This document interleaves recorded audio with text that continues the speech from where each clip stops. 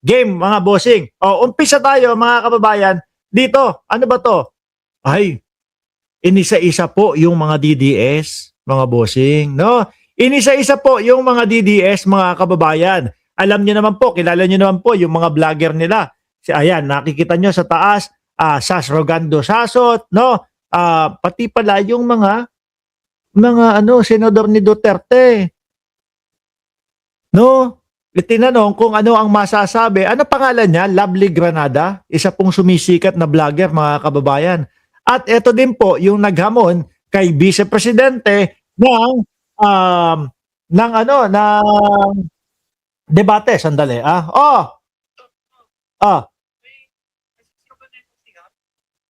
Pinipindot siya, mamaya na, Diyos.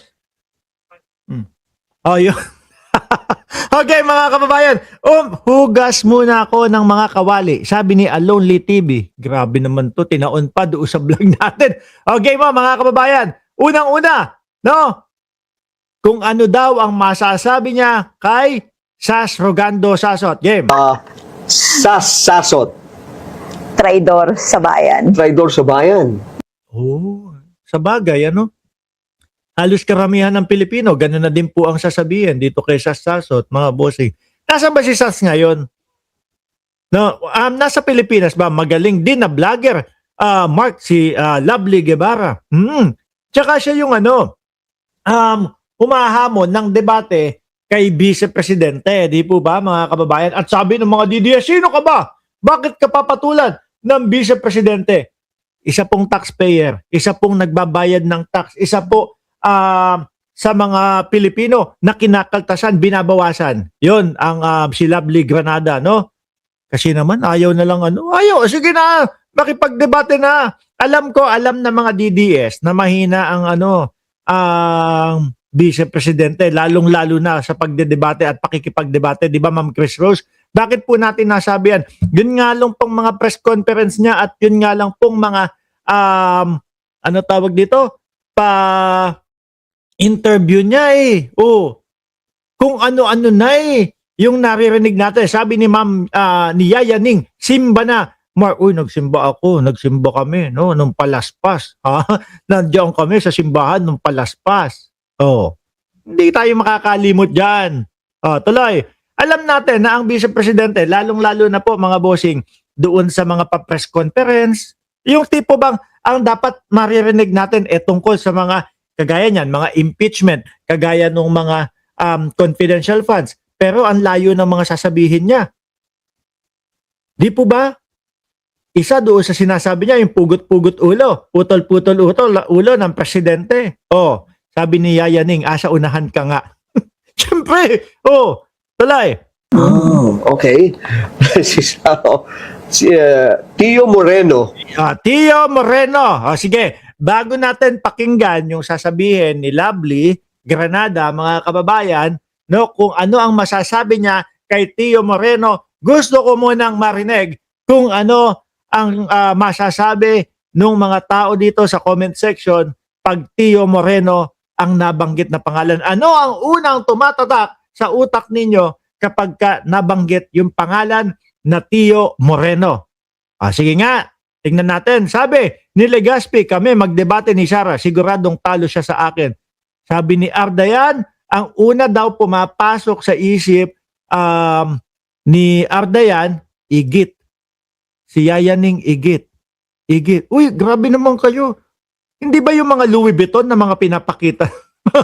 Pinapakita niya doon sa social media na umeebak sa spa, igit, si Akla. Pakinggan natin. Kung yan yung mahina daw ang kokote ni BP Sara, ni BP, hindi makikipagdebate yan, mapapahiya lang yan. Sabi ni Henry Perdigueros. Ngayon, pakinggan natin kung ano yung sasabihin ni Lovely, no? Pagka naririnig niya yung pangalang Tio Moreno. Igit. Pero totoo ba yun? Ano po? Kasi nakita ko nagkalat sa sa social media Ito lang ang napapansin ko ho, Ma'am Elena Garcia, ikaw din, pati ikaw nakikiigit ka diyan.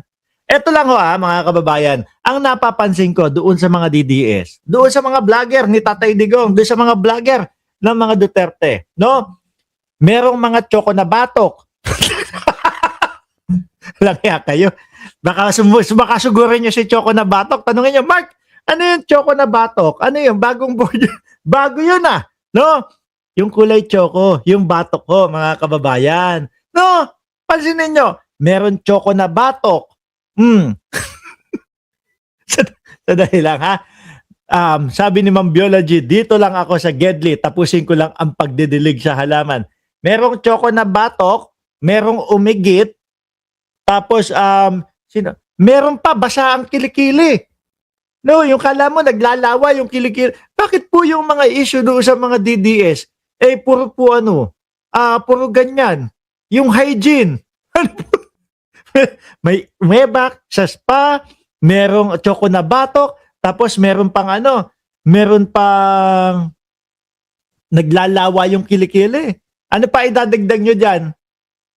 Tingin ko, kapag dyan sa comment section, tinatanong ko, tingin ko meron pa kayo idadagdag dyan Sabi ni Ma'am, sabi ni Joel Q, mababantot pa.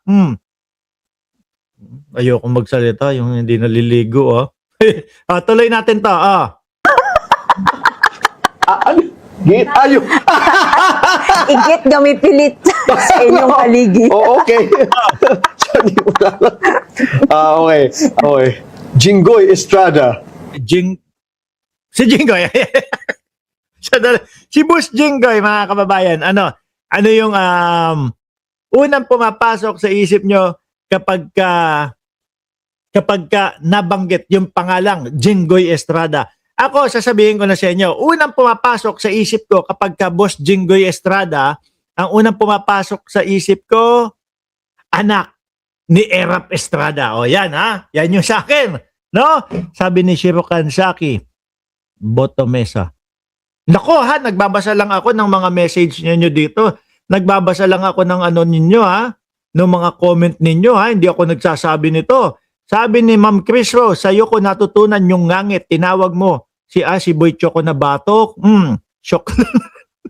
Ganid sa pera. Sabi ni Legaspi, syokla na rin daw. Pakinggan natin si Lovely kung ano yung masasabi niya kay Jinggoy. You're not safe, man. We're not safe. No, yun yung mga pagtatanggol ni Rodante Marcoleta nung sila ay nandoon sa Senate Blue Ribbon Committee. Di ba? Safe ka na. Yun. Sino next? Hindi ko pa safe. Okay. Joel Villanueva. Joel is Lord movement. J-I-L. Okay? Joel. Huwag ginagamit ang Diyos, Ayun, sakot nun. Kasi makikita natin si Boss Joel. Di ba yung mga pagpipreach niya, yung mga talagang paggaganon niya sa mga podium, lalo na sa Senado. Tapos malalaman natin, madadawit, mapapangalanan doon sa mga diyan sa mga flood control. At ang mismo may mga sabi pa, yung mga nakasaksi. Di po ba? Pero napansin ko kay Boss Chis Escudero, kay Boss Joel Villanueva, at kay Boss kay Boss Jinggoy pansin ko sa kanila mga kababayan, tumahimik sila nitong mga nakaraang buwan. Kibuloy 2.0, Joel Villanueva. Si Buloyski mga kababayan, hindi po natin pwedeng sabihin na Boss Joel Villanueva yun. Naalala nyo po ba yung inaresto, kinulong at pinusasan si Buloyski? Di ba meron siyang pangalan dito sa ibabaw, Aguila? Kaso po, naunahan na siya bilang senior. Nung si Senior Aguila. Si Buloyski, maaaring tawag na natin dyan, si Junior Aguila. Sumunod doon kay Senior Aguila, mga bossing. Okay? Pasok ka. Di ka pa safe part 2. Di ka pa safe. Gano'n ba yun? Okay. Ngayon mga bossing, puro katataduan kung kailan magmamahal na araw, tsaka puro kalokohan yung mga content natin, mga bossing,